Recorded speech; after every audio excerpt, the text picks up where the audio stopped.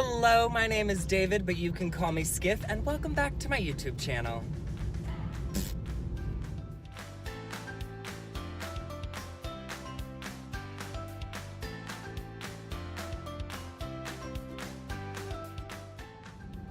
So, we're back in the car again today.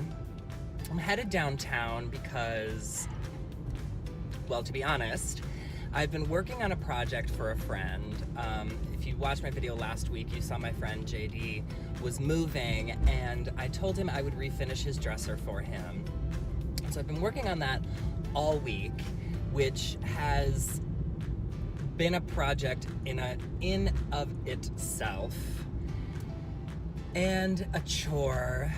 I do really enjoy refinishing furniture, but this one has caused so many problems and unforeseen issues, but I'm almost done with it, thank the Lord. And I think it's gonna turn out really beautifully. But I realized that I had so many projects that I needed to take care of for myself that I'd been putting off, that I was like, why not just take today off? I already had the day off from work, so I figured why not take today, head downtown, and get the stuff that I need to complete the projects that are for me. I mean, it's not that much stuff. I just needed to head downtown to the fashion district, or the garment district, excuse me, to pick up some trims. I'm working on a pair of trousers that I needed to add a trim to, and I'm working on a jacket that I need to add a trim to. So I figured I'd bring you guys along with me. Why not, right? We can have fun together at the trim store. But it sort of goes into this conversation that I've been wanting to have for a while, that somebody had suggested in a comment about fast fashion and about reduce, reuse, recycle, I guess, right? We can just call it that. When it comes to fast fashion, and if you don't know what fast fashion is, it's going to be like big chain retailers like H&M or Forever 21 or even your Targets and your Kmarts and your Walmarts. It's going to be clothing that's going to be mass produced in such a high volume that it can be produced at a lower cost, and in turn allowing the consumer to receive a lower price per garment. Now,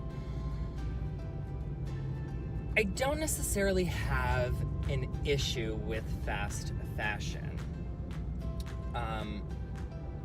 per se, only because it does allow the consumer to get garments that they might not necessarily have access to.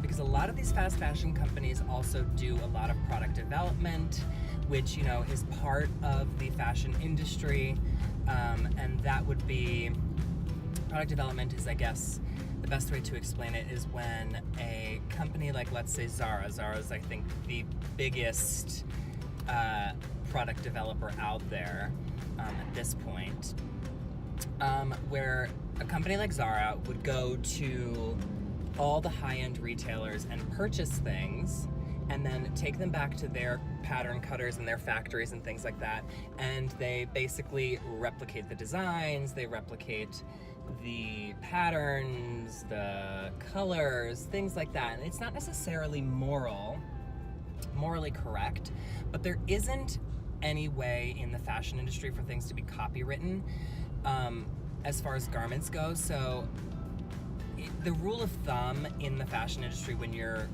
copying something is 20% of the garment needs to be different. And, you know, that 20% can include a lot of different things. It can include zippers, it can include closures, it can include the label itself, it can include the type of fabric that's being used, the type of dye that's being used. 20% of a garment really isn't that much if you think about it, because the 80% can be identical. And so that's sort of like the moral gray area in the fashion industry, where things can be almost completely replicated and you can't really get in trouble. And a lot of fast fashion companies do this. Now, where I take issue with the fast fashion companies and with fast fashion in general is that a lot of this stuff is manufactured in warehouses. They're manufactured in, what the hell are they called? Factories. I don't know why I just had the biggest brain fart right there. They're produced in factories that don't have the best conditions for the workers themselves, and the workers themselves are also not getting paid that well. And a lot of these factories are overseas, like in India, a lot of the Southeast Asian continent,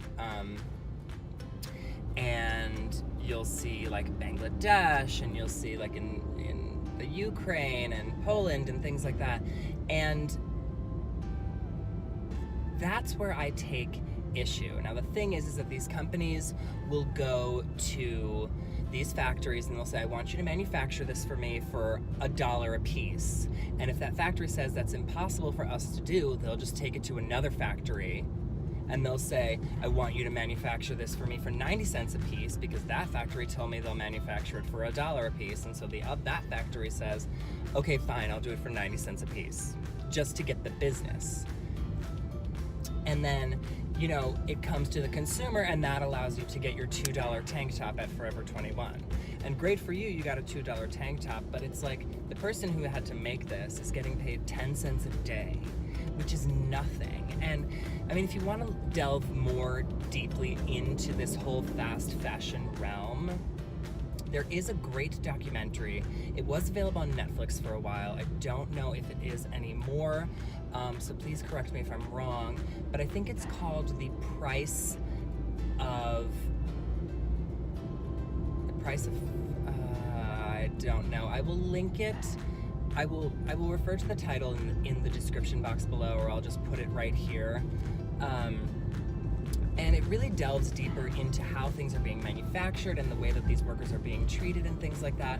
So I try my best not to involve myself in general in the fast fashion world. Yes, I am guilty of consuming some of that product as well, but I do prefer and would prefer in general to get something secondhand. I'd rather go to a thrift store. I'd rather go to, we have these secondhand retailers here in Los Angeles. One of them is called Crossroads, one of them is called Wasteland. It's places where you can go and you can take your clothes and you can sell them to them and you can make money back, and you can also go and you can purchase clothes at a deeply discounted price. And it's usually like, it's anywhere from designer clothes to things like from Forever 21.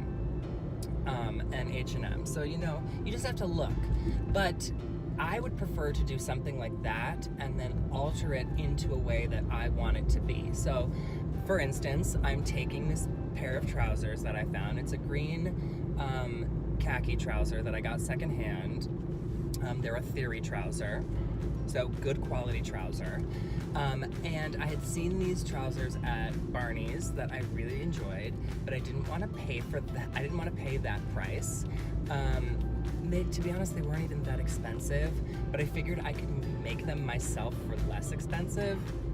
Anyway, they're a green pair of khakis with a black tuxedo stripe. Simple enough. I was like, I can get Grosgain ribbon downtown. I found this pair of theory trousers for $6. I was like, why not just try? And then the other thing is I've had this vintage fashionable shirt jacket. It is brown suede, and I wanted to add fringe to it, which I know sounds crazy, but I really want a fringe jacket, and I wanted it to be suede, and I wanted it to be brown. I don't know why I don't even really wear that brown that much, but that's what I wanted, and I've had this vintage jacket for a while now, and I was like, you know what, I'm gonna take this one, because I don't wear it, I'm gonna add fringe to it, and maybe I'll wear it then, right? Why not?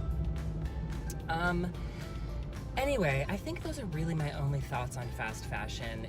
It can be great, but it's also what is destroying our earth, because the turnaround in these stores is so quickly. I mean, these stores get shipments every single day.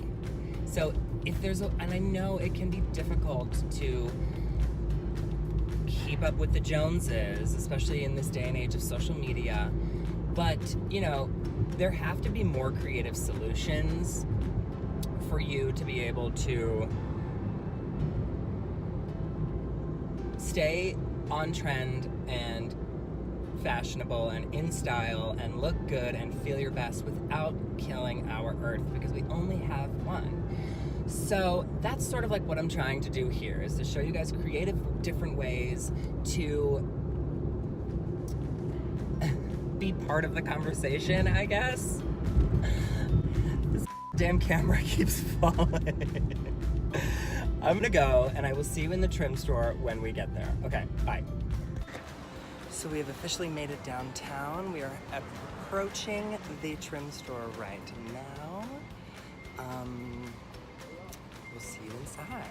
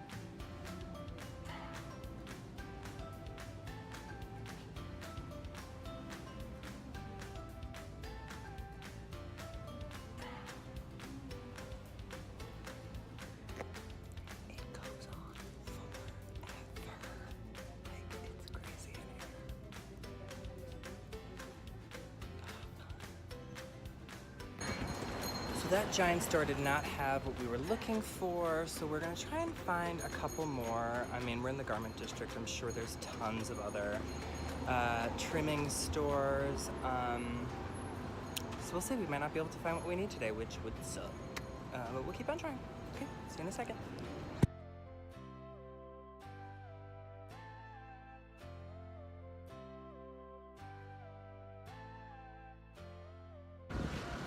So I came over to Michael Levine, I don't know if you can see it, as a last-ditch effort because I can't seem to find any trim, so I figured I'd come to the big fabric store here.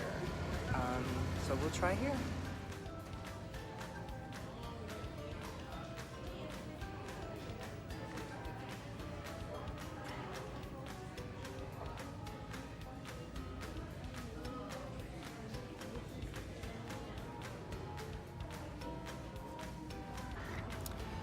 Well, this trip is turning out to be a bust, unfortunately, so I guess we're just going to head home.